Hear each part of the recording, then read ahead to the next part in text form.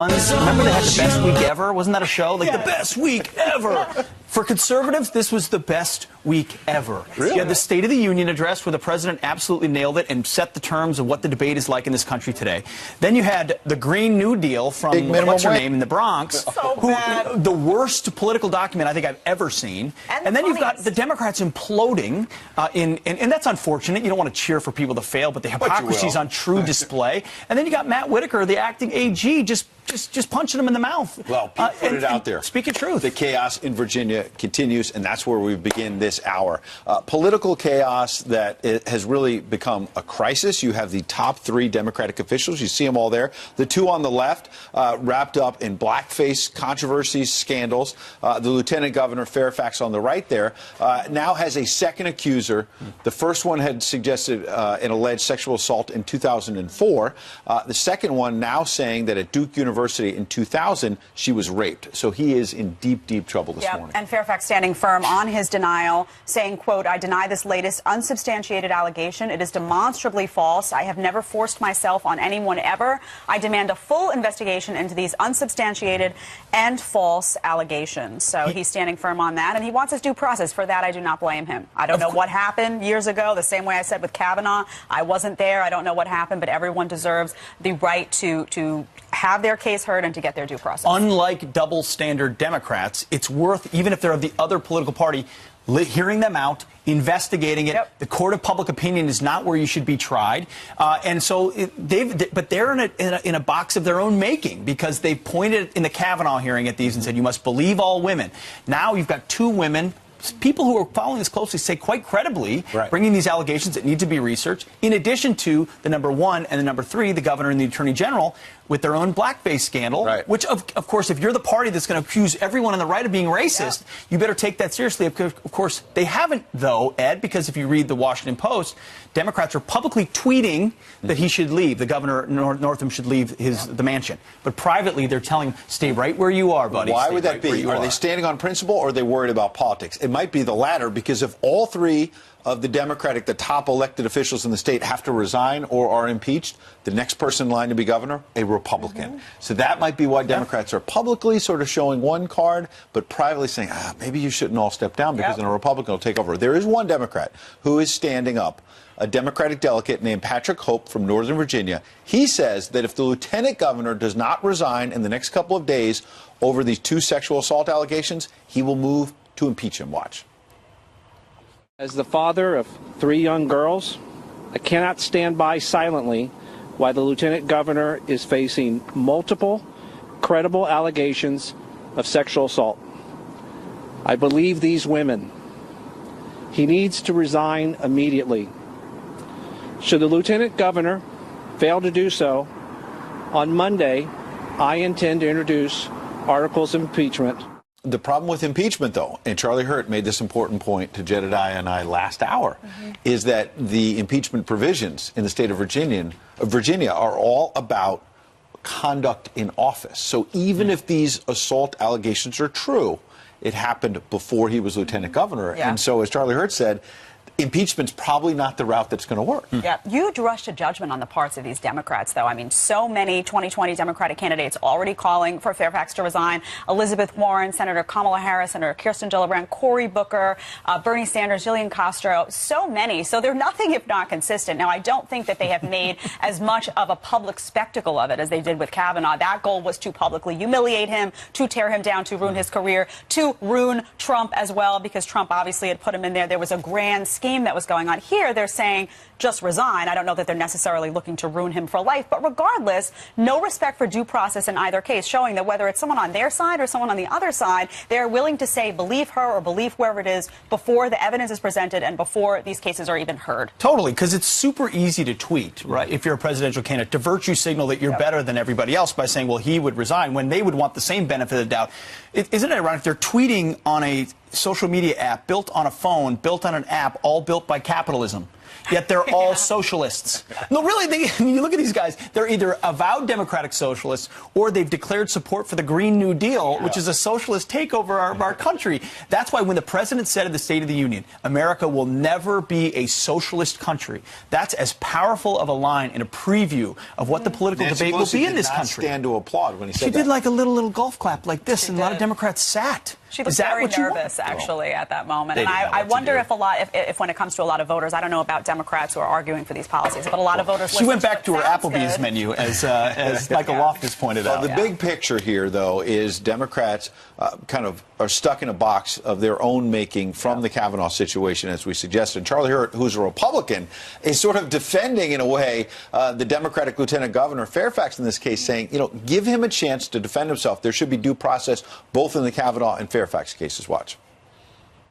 Of course they're rushing to judgment. You've got a guy here who has led an exemplary life and has achieved a pretty good honor in being elected to be lieutenant governor, and he hotly refutes these accusations. And obviously, it's, you know, we ought to sit and listen to what the accusations are, listen to his defense. But there's no time for that among these Democrats. You know, and I'll give Pete credit because last weekend when the allegations first surfaced about Ralph Northam, even though you're a Republican, said he's a Democrat. He served his country. He went to VMI. He served in the U.S. military. He was elected governor in his own right. He said, I don't know what's in his heart. You were here on the couch saying that, even though he's a Democrat, saying give him a chance to tell his side of the story. And I think Charlie Hurt's saying the same about the lieutenant governor. I think because I do believe on the right side of the ledger there are still principles, a belief that like the rule of law and equal justice matters, and the mob doesn't get to decide. And that's why there was such a moral affront to what happened to Brett Kavanaugh. Right. It was that. And so in this, we better be consistent. There was no They gotta deference paid figure to it out. him at all. No respect paid to him. None. Not by Hollywood, not by the media, not by anyone. It was really insane. Speaking of no respect, there was a hearing yesterday, wall to wall. If you caught it on this channel, it was great TV. Pop the popcorn and watch it. It was. Democrats tried to go after the acting Attorney General, Matt Whitaker, on his treatment of the Mueller probe. He had all the answers they didn't want to hear, and it led to a lot of fireworks. Watch this montage. You wouldn't oversee a witch hunt, would you? You'd stop a witch hunt, wouldn't you? You can spin the Constitution all you want. As you sit here today, you just have to answer. If you want to ask the chairman for time of your own, you can do it. This is my time. How the heck did you become the head of the Department of Justice? I need to have my time restored so that you can behave appropriately. Have you ever been asked to approve any request or action to be taken by the special counsel? Mr. Chairman, I see that your 5 minutes is up, and so I'm here voluntarily. I'm going to give that a Nancy clap right It's there. amazing. I mean, Well, he was there voluntarily. He was their worst nightmare, though, because he was there voluntarily. He answered the questions. He said, listen, I didn't interfere in the Mueller investigation. I didn't speak with Donald Trump about any of the details or any senior White House officials. That's really what they were to ask. They went on all these ridiculous grandstanding tangents, as they often do, and he bit back. I mean, he kind of had fun with it, which I think drove them absolutely insane and absolutely mad. Go ahead. It plays into the Kavanaugh deal, though, too. They tried to ruin a good man here with Matt Whitaker a few months back. They said he's a tool. He's going to, undermine Mueller. He's going to interfere with Mueller. President Trump put him in there to shut this down. He hasn't done that. There's no evidence he's interfered, and he certainly hasn't shut it down. So what are you talking about? No, they just don't. They don't like him because he is a Trump supporter. He's been critical of the Mueller probe, as so many people have, about the scope and size of it. When will it end? Where is it going? And he's been a supporter of this president. He's also from Iowa, which apparently is a sin. You can't be the district attorney from the Southern District of Iowa. You got to be from Manhattan. You're from Northern Virginia, or from Silicon Valley. You can't have played football at Iowa. Like, there's just this dripping condescension to someone like, who are you? I know. And the question is, with these investigations, to what end some people are feeling. We had Andy McCarthy on, suggesting that Democrats are wasting their time with these investigations, and Trump is on the other side of things, actually getting things done. Take a listen. The original sin of this investigation is that it wasn't a criminal investigation to start with. It wasn't triggered by solid evidence of a crime. So it's a sprawl and it's all over the place. And I think the president, wisely in my view, is going to try to set up the situation where it's on his side. Here I am trying to do the business of the country, and we have all these important things to do. And they look like they're scurrying around looking under every rock for something under circumstances where for 2 years, real investigators have been looking for something, and so far they haven't got anything. You know, you said a moment ago this is a big week for the president. One thing you left out is that another thing we learned about these investigations this week is that the previously seen as a nonpartisan panel, the Senate Intelligence Committee, their chairman, yes, he's a Republican, Richard Burr, but again, it's been seen as a very nonpartisan committee looking at the facts. He said after 2 years, they have found no evidence of Russian collusion between the Kremlin and the Trump campaign. So where's the crime? Where's the issue? And after all of this, the president's approval rating is going up. Because people see through this nonsense, and the Democrats can't resist overplaying It's also their because hand. they're looking at their pocketbooks, how much money. They're looking at actual issues. They're not, American people sitting at home aren't paying attention to investigations all day long. They have to put food on. Hey, now it's time for you to read headlines. Why I'm going to eat Pizza Hut. Oh, we don't have headlines? No headlines. I'm going to eat Pizza Hut anyway. Well, while Pete eats some pizza, the National Pizza Day, everybody. He's just getting excited about all the Democrats are running. He's sitting here, he's eating pizzas, watching very closely the 2020 hopefuls, lining up to praise that Green New Deal. But from the climate change fighting proposal to outright socialism, who's really pulling the strings for these Democrats? Former Clinton advisor Mark Penn says it's not. Our planet is in peril, and we need to be bold. One of the reasons why I signed on to the resolution, a co-sponsor of the resolution for the Green New Deal. And there's a lot of people now that are blowing back on the Green New Deal. They're like, oh, it's impractical. Oh, it's too expensive. Oh, it's all of this. If we used to govern our dreams that way, we would have never gone to the moon. Well, that's 2020 presidential hopeful. Senator Cory Booker, of course, praising the Green New Deal Friday at a campaign event in Iowa. But from the climate change fighting proposal to socialism, who is really pulling the strings for these 2020 Democrats?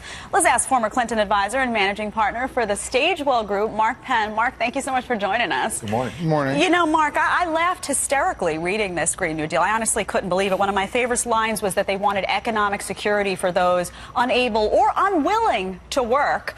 And my question for you is, you know, you have a lot of 2020 hopefuls backing this. How do you think this is going to be received by the public when they actually read the text of this insane document?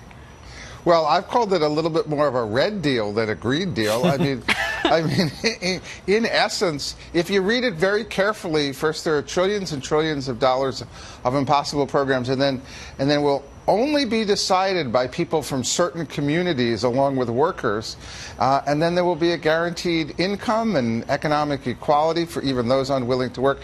It is not a serious proposal for our planet, and it's really unfortunate that this political season is starting out with something that can be so easily poked fun at, that is unrealistic, that is not even remotely close to the moonshot that involved the technological mobilization of America to do something, you know, truly incredible. This would not be incredible. This would ruin America. It wouldn't make America greener. Wow. So that's strong words from a Democrat like yourself, Mark. And I wonder, do you fear that your party will be split by this, that there'll be more moderate Democrats like yourself who will say, look, climate change is real. We've got to deal with it. Let's come up with a sensible plan, a common sense plan, not pie in the sky that's going to mean big time taxes that might ruin the economy. Well, look, we're going to have a primary process, and I think some candidates are falling all over themselves to try to get a share of the vote way over on the left, younger voters, less informed voters. But I think once people are informed about this, I think once other candidates take a stand that, hey, I'm for doing something about climate change, but I don't think this plan is a serious plan. Let me tell you what we should do. I think that's going to happen. We're going to have 20 or 30 candidates. I am sure that there will be serious candidates who will knock this down. And I'm disappointed, frankly, in Senator Booker, who was a serious politician before he endorsed things like this to try to win the 2020 election. Mark, what does the Democratic base look like right now, though? I mean, is the base going to be drawn to something like this because it sounds good? I mean, it sounds like the wonderful Wizard of Oz is going to come out at any point, rainbows, unicorns. I don't even know what kind of reasonable, practical person could take this seriously. But is the bulk of the Democratic voters, are they looking at this and saying, yeah, this sounds great, or are they skeptical and saying, no, we want a practical plan? I think they don't know. I think this is a bumper sticker, and until a serious examination, and as you said, anybody who actually reads it comes away going, shaking their head about the trillions of things, about the cows, about no airplane travel. Right, I'm taking Amtrak to California after the show. Not happening. Okay, we know that. So this is going to come out. It's going to be exploded, and I think it's a disappointment that this is the way Democrats are putting the party forward first. But I don't think that's how it's going to end up. most Democratic voters wouldn't endorse a deal like this whatsoever. And you're going to see, remember, there are going to be like 50 million people who vote in the primaries here. All right, Mark Penn, we appreciate your insight as always. Thank you so much. Thank you. All right, our very own Benjamin Hall. Outstanding court that he would not run if Joe Biden enters the race. So a little intrigue there. Another potential Democratic 2020 candidate is joining a rally in Texas opposing President Trump's appearance at the border. Robert Francis Beto O'Rourke will speak at the El Paso event Monday, the same time as the president will be taking the stage. The former congressman is planning to tell rallygoers about, quote unquote, the reality of the border. That's according to him. Pete? Bond, you're on the ground seeing that. You talk to him, you talk to others. What is the reality on the ground of the fight against ISIS? Well, I would say, first of all, that speaking to a man like that, you realize that the problem here is the ideology. On the ground, the military have done their job. President Trump told them to take the gloves off, and they have done a remarkable job of doing so. ISIS now is just has an area the size of Central Park, 1,500 fighters left. That will soon be gone. But I spoke to that man, and he said to me that the beheadings, the mutilation, the stoning of women was all permitted by the Quran, and the things that ISIS had carried out like that were allowed. And so where we are now, the military defeat has taken place, the territorial defeat, but the ideology is still strong, and there are thousands of people like him in the area who will continue to cause problems. So let's say that 1,500 fighters that control an area the size of Central Park, let's say they're destroyed. That doesn't necessarily destroy the ideology. What's the next chapter of how you make sure ISIS never comes back? Right, and there are reports that say there are between 20 and 30,000 ISIS supporters and fighters still in the Iraqi-Syria area. ISIS will thrive again if there's destability in the area. And the problem now is that the U.S. saying that they're going to pull out means that may well happen. If the Turks come from the north and the Iranian militias and the Assad regime comes from the south, you may well end up with a conflict. And so what we're hearing the last couple of days is new reports that the U.S. is reaching out to allies about a way to stabilize the region once they've gone. And it entails Australian, French and UK special forces maintaining a presence on the ground, perhaps with UN observers, but crucially with US air cover, possibly a US no-fly zone. And that would create a zone where the Kurds can continue to rule, much like in '91 when the US provided air cover in Iraq, and that turned out very well. Today, so you're saying, we've heard about the public headlines of the president wanting to remove all U.S. troops by April, potentially. We don't know if that's a firm deadline or not. You're saying some of our allies may make a commitment to be that buffer zone to prevent Iran and the Turks from coming in, all the while supporting our Kurdish allies who deserve some support. Yeah, absolutely. And some of the allies believe that it is the wrong decision by President Trump to pull out, and I think they're willing to step in to some degree to maintain stability in the region. Well, how about Afghanistan, a neighbor there? We've got some new, the U.S. envoy to the Taliban spoke recently about a potential peace deal. We're going to play that sound to get you to react. We are in the early stages of a protracted process to end the long suffering of the Afghan people. Peace settlement, from our point of view, is the sooner is better. While we are hopeful that there may be a moment of opportunity, we have a long way to go. So even when I was in Afghanistan in 2011, 2012, it was clear the Taliban was ascendant. Now we're in peace talks, we're pulling out. Where do you see that whole country going? You know, 17 years the U.S. has been there. President Trump absolutely right to say we have to look at all options on the table. So they're going down the peace process path. These are just initial talks. The U.S. is speaking to the Taliban in Qatar, led by Ambassador Khalilzad, and what they want is a promise, a guarantee from the Taliban that they will not allow Afghanistan to be used by terrorists from which to launch attacks against the West. And they also want promises on women's rights and other educational freedoms. Can we trust promises from the Taliban? This is exactly the concern. Yeah. What can they offer us in return? What guarantee can they offer? What we're seeing on the ground, quite interestingly, is the U.S. stepping up airstrikes in a big way, and we're seeing the Taliban stepping up their attacks. It's all part of trying to get leverage in these current peace talks.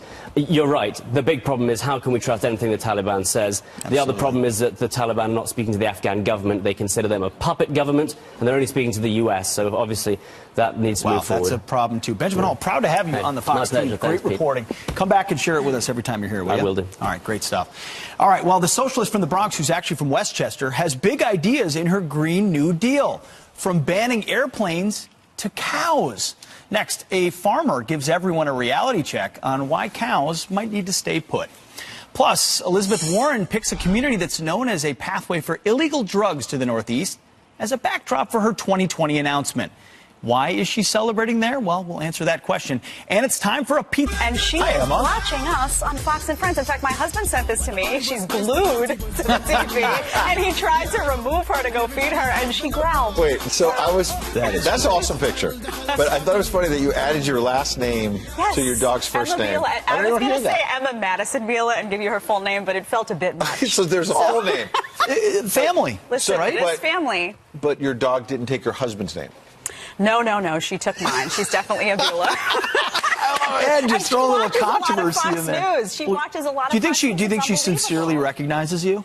I think she hears me, and she's looking for me, and she's like, "Where's mommy?" Hi, and Emma. She's looking for me, She's my probably baby. hearing Pete too and saying, "What?" That's my baby. She has a full wardrobe. Don't get me started on how I've humanized that wardrobe? dog. Wow, Oh, you yeah. have humanized I her. should bring her on the show. She's more human than Well, we maybe are. we should bring her All on. I We're would love talking that. about somebody who's trying to be more human out on the campaign That is trail. true. Elizabeth Nicely Warren. done, Ed Henry. The beer. The sip of the beer. She loves Michelob Ultra. Everybody drinks their beer like this, like they've had a beer for the first time. She's trying to relate to people. Hey, asked her husband to come in and have a beer. No, I don't want a beer because we don't drink beer. Anyway, she's going to actually announce for real, I think, is it tomorrow? Today. In Lawrence, Massachusetts. Now, Why Lawrence? Well, she's from Massachusetts, right? Legit. But Lawrence has a couple stats that we note. It is a sanctuary city, which she would love. It also is home to one of the largest fentanyl busts last year, October of 2018. Yeah. And the U.S. attorney for that area, Andrew Lelling, said, well, here's what we know about Lawrence. Listen. Lawrence is a clearinghouse for illegal drugs pouring into New Hampshire and Maine. There's a lot of nice people in Lawrence. Right. I mean, God bless them. But the optic of an open border sanctuary city candidate who's having her own troubles about what her background is, announcing there just opens more questions. Yeah, what a backdrop.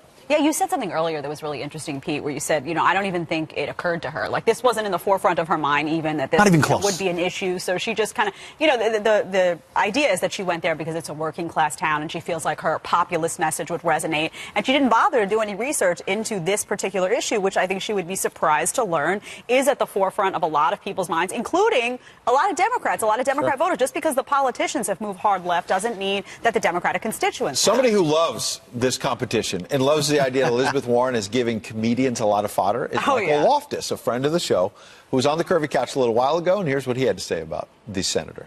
I like how she's now doing this truth thing, right? She's like, that's her new tactic. I'm not going to lie. I'm not really a Cherokee. It's all out in the open. So now she'll go to these towns and announce her presidency, and she's like, this is what you'll get with my policy. See that? That's where people used to work, but now they're unemployed. That's all MS-13. Oh, boy. Well, this is, I think, a serious political critique. How are Democrats going to run as the party of the working man, the working class, the forgotten men and women, you might say, when they have a president in the White House who's brought those jobs back? 600,000 manufacturing jobs, 5 million jobs. There's a disconnect between their rhetoric and the reality that will soon become glaring. And wages going up when we've heard in campaign after campaign. Wages haven't gone up. They're stagnant. Now wages are coming up. Slowly. Because of the free market. But they're coming up. She truly has been a gift to comedians between the 1,124th Native American and all that. I mean, it's actually become a joke. She really in many ways she's dead in the become water. a joke, unfortunately for her. Turning now to some quick headlines for you. New York's new abortion law saves an accused murderer from an abortion charge in the deadly stabbing of his pregnant girlfriend. According to the New York Post, Anthony Hobson's second-degree abortion charge is now dropped after Governor Andrew Cuomo removed abortion from the state's criminal code and instead classifies it as a public health law. Hobson is charged with murder, accused of killing his girlfriend and their unborn child in their New York apartment. Cuomo's office isn't commenting on the murder case. Owner of Artichoke Basili's Pizza, Francis Garcia. It's artichokepizza.com. Where are most of your locations? Manhattan. We have a store opening in Connecticut on Valentine's Day. First franchise location. Very cool. So you're going into franchising now. Yes, we are. All right, everybody. So how do you make I'm Italian, and how do you make the best pizza pie? How do you make the best pizza pie? New York water, Polly-O cheese, pecorino. New York water. New York water is key, actually. I've heard that. That's a myth. That's a myth. It's fun to say it, though, you know? It is fun to say. So. All right, what's the story? So, kind of just smash it down a little bit, throw it around, you know? Physics will stretch the dough out. There you go. You've done this before. I have. I think with you. Tell. We're going to have 45 seconds each to make the best pie. You want to grab one, Jedediah? So you can use this one. Use this one right here. It's already stretched. I shouldn't compete because I'd win, so, you know. Some of that Polly-O cube cheese right there on top. All right. 45 seconds starts right now. 45 seconds starts now. I'm going to start with one more flip. This is going to be complicated. Gotta move this. Get this out of my way. Wait, is this 45 seconds at a time? No, each. We've right all now. started already? Yeah. You're way behind, Richard. Nice and saucy. A little bit of pecorino over there. She calls me Ricky. Ricky? See, I learn things all the time. I shouldn't have admitted that one. You can Ricky. Ricky. Hey, what's in this sauce? Yeah, what is the special? Good California tomatoes, salt, olive oil, very simple. Good Polly-O cheese, pecorino, makes it nice and salty. Would you agree that olive oil is key to a good pizza? Absolutely. Little olive oil? Yep, nice and greasy. You cook it or Oh, after? yeah. You put a little before, a little after. 4, 3, 2, 1. All right. Hands off. You're the judge. Well, I see you like basil.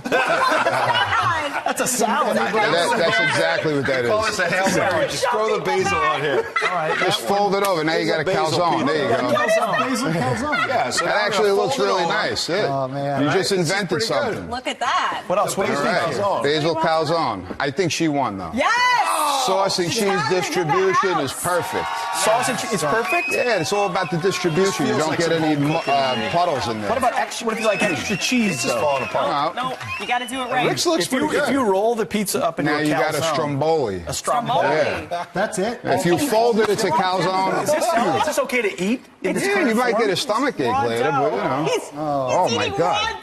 No, it's so good. What makes your pizza better than others? You know, a lot of love, a lot of experience, you know, a lot of passion. That's what I would Here, say. you got to put the love into the That's food. it. My They mom taste always the says. love. A lot of passion. These in the pizza. pepperonis are fantastic. What do you think of Pizza Hut pizza? I think Pizza Hut pizza is delicious. It is. Because a Pizza good Hut is local great. pizza can appreciate all pizza. That's right. He's just That's like right. this, man. He's being nice. What a good man. He's being nice to you. I'm Pete. not Don't being even- nice. Pizza Hut really And is it's excellent. artichokepizza.com. Check it out when you're in Yes. Manhattan. Good Yes. stuff. All right, some Democratic lawmakers pushing to hike the federal minimum wage. Meet the small business owners who say the increase would cause fellow small business owners to lose sight of the American dream. They join us to explain next. Plus, a car air purifier for 65% off. Health and beauty sets for 60% off. We've got mega morning deals just for you. That's coming up. I do love dough. And you heard us talking about a Nancy Pelosi's State of the Union clap that went viral. Well, she's not done. Now she's enlisting Hollywood. And airplanes in 10 years. The general farm manager and associate professor of agriculture at the College of the Ozarks joined us earlier to weigh in on that deal. It is a pretty far-fetched idea. I don't think there's any doubt about that. I think it's a case of misplaced priorities. I think we are prioritizing a particular view of what makes sense environmentally, and I think that's debatable over the needs of our fellow people. No cows were harmed in the making of this segment, although a lot of methane was produced. The Progressive Green New Deal rolled out earlier this week, as you know. And remember House Speaker Nancy Pelosi's sarcastic applause during President Trump's State of the Union address? Well, now she's clapping it up with Hollywood elite at a star-studded gala in Los Angeles. The California Democrat mocking the president with Katy Perry and Orlando Bloom. She previously said the clap was not meant to be sarcastic. Jed, down to you. Thanks, Pete. Well, some Democratic lawmakers are trying to push through a bill to hike the federal minimum wage. But one small business owner says in a new op-ed on Fox News titled $15 minimum wage is bad for business that things are a little bit different. Heidi and her husband, Kara Mann, own 2 Subway restaurants in Washington State, and they join us now. Thank you both so much for being with us. I was fascinated by the op-ed, and I really appreciate you putting forth your personal experience, because a lot of times these minimum wage hikes sound good on paper, but people don't really understand the implications. So what has been the implication for your 2 franchises as a result of these hikes? Well, I'd like to first say thank you for having us. We have 2 locations. One is in proper King County in Seattle, and the other one is 8 miles away in Kirkland. Our Seattle location, once the wages started going up, we cut 4 employees' jobs. We reduced our business hours. We changed shifts to focus on the busy times, and we raised our prices. Unfortunately, our customers are pretty price sensitive, so they have stopped coming in as often, which created our sales to go down. Yeah.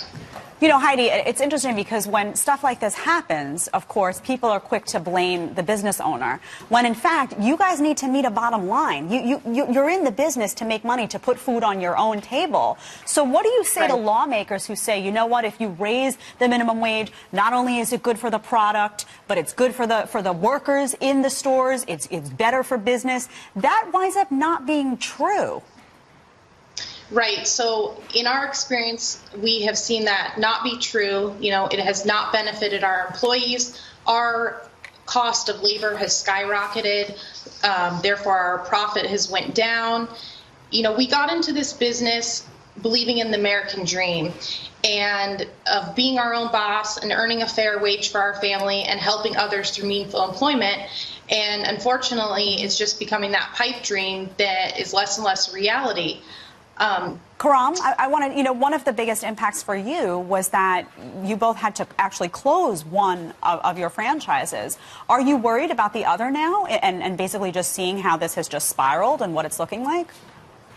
Well, it hasn't reached the $15 minimum wage has not reached that city boundary yet, but there's a potential for that, yes, that everything's up in the air. Okay. How fast it's coming. Yeah, and are you both concerned if this were to be a federal blanket plan everywhere, that this would just be a disaster for business owners and disincentivize them from starting a business? Yeah, I think that it's going to, you know, people are not going to want to start their own business. But then, you know, let's talk about the stepping stone first job that's going to be taken away. You know, we're not able to hire high school, college kids at our Seattle location anymore. And, you know, me and Karen both started in the fast food industry. And, you know, we learned those basic life skills, customer service skills, cash handling, punctuality, all those basic skills. Yeah. And now we're not able to offer that to the young kids, you know. I thank you both so much. We're running short on time, but I really appreciate your perspective being these business owners, and I wish you best of the luck with your business. Thank you so much. Thank you for having us. Up next, you at a fraction of the cost, and now they're back with more Mega Morning deals exclusively for Fox and Friends viewers. And back in particular is our friend Megan Meany to show us all about it. Welcome back. Hey, thanks, guys. What do you so got? much good stuff, so let's get to it, starting with this Apple nightstand. So it goes right next to your bed if you'd like it to. One plug for all your Apple products, your iPhone, your iPad, your Apple Watch, your Apple TV remote. If you lose one charger, it's about $30. This whole charging station is $39 today, 60% off. An amazing deal.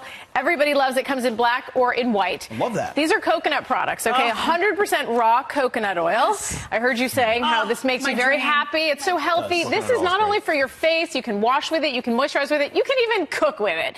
And we've got a lip set here. You get 5 pieces today, you guys. It's a great deal. It's 59% off. Not all of them, but there's a cooking one in here. $39, 60% off. Can't go wrong. It's the hottest thing going in the beauty. Now if you want to charge. Yeah, so this is an air purifier. It goes right in the lighter, and it also charges your phone. It's got 2 USB ports, and it just takes out the bad ions and puts in the good ones. If your car smells like fast food, or you have a pet, or you even have allergies, this is something people $21 and 65% off. Okay, this is called the Foot Rescue. This is so great. Okay, that comes credit card size or a spray. You get 3 pieces today for 60% off, $22. You put it on your feet if you're wearing high heels, but it's also for guys. If you're, on the golf course, or you just are somebody who has sore feet, or maybe you work all day on your feet. It has got menthol in it and other healing properties. Love this. Can't live without it. $22. And we have a sheet set today. They're microfiber, which means in the cold weather, they'll hold in the heat. In the warm weather, they'll let you breathe. Very soft. All sorts of colors. 75% off today. Everybody always needs some sheets. $21. Concert shirt. I have but I have other Bon Jovi I took my kids to a vintage store a few months back in L.A. and concert like Bon Jovi shirts and stuff, they're worth like hundreds of dollars. The shirt you bought for $20. Oh man, I believe people will pay for the most ridiculous things. I will say, I'll give props to our producer.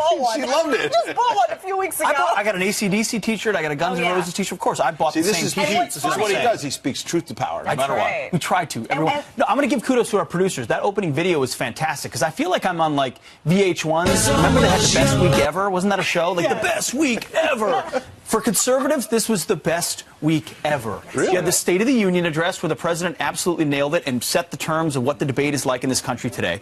Then you had the Green New Deal from what's her name in the Bronx, the worst political document I think I've ever seen. And then you've got the Democrats imploding, and that's unfortunate. You don't want to cheer for people to fail, but the hypocrisy is on true display. And then you got Matt Whitaker, the acting AG, just punching him in the mouth. Well, put it out there. Speak of truth. The chaos in Virginia continues, and that's where we begin this hour. Political chaos that has really become a crisis. You have the top 3 Democratic officials. You see them all there. The 2 on the left, wrapped up in blackface controversies, scandals. The Lieutenant Governor Fairfax on the right there now has a second accuser. The first one had suggested an alleged sexual assault in 2004.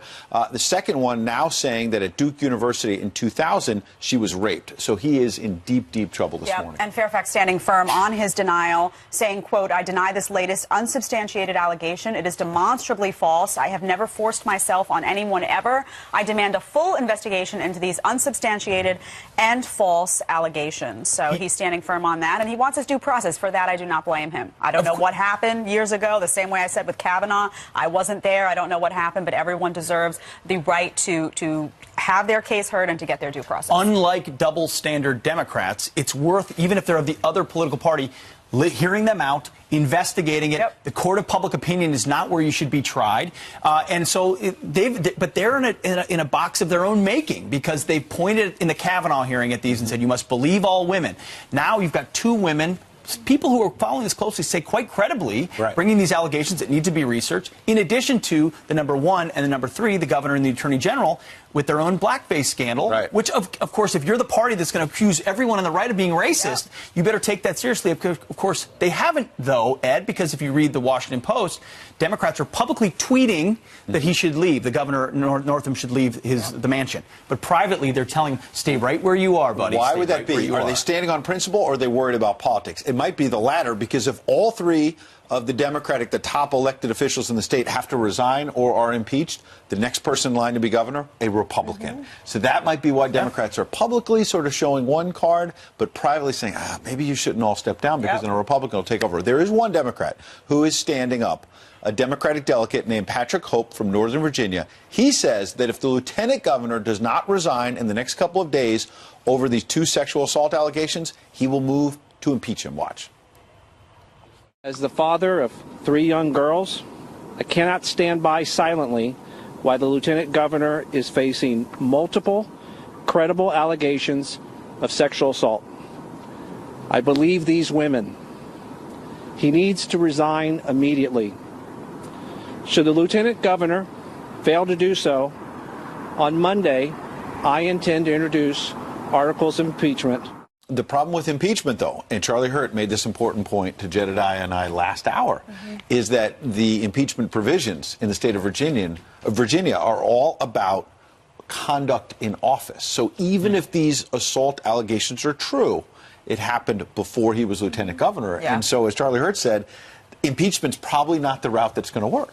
Huge rush to judgment on the parts of these Democrats, though. I mean, so many 2020 Democratic candidates already calling for Fairfax to resign. Elizabeth Warren, Senator Kamala Harris, Senator Kirsten Gillibrand, Cory Booker, Bernie Sanders, Jillian Castro, so many. So they're nothing if not consistent. Now, I don't think that they have made as much of a public spectacle of it as they did with Kavanaugh. That goal was to publicly humiliate him, to tear him down, to ruin his career, to ruin Trump as well, because Trump obviously had put him in there. There was a grand scheme that was going on. Here, they're saying just resign. I don't know that they're necessarily looking to ruin him for life, but regardless, no respect for due process in either case, showing that whether it's someone on their side or someone on the other side, they're willing to say believe her or believe whoever it is before the evidence is presented and before these cases are even heard. Totally, because it's super easy to tweet, right, if you're a presidential candidate, to virtue signal that you're better than everybody else by saying, well, he would resign, when they would want the same benefit of the doubt.